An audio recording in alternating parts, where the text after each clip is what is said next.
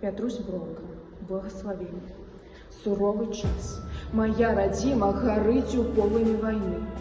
З паходнай кастрай за плячыма на зборны пункт ідуць сыны.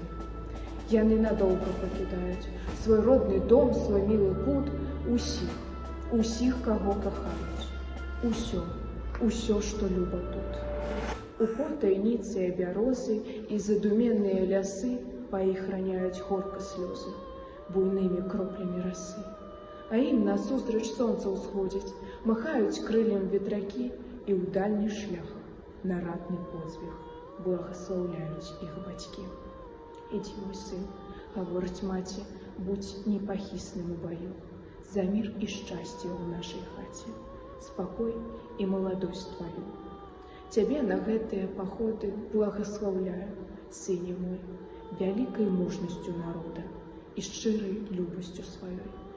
Хай беражэ цябе ад кулі і ад варожых злых штыкоў святое пачуццё матулі, мая бязмежная любоў.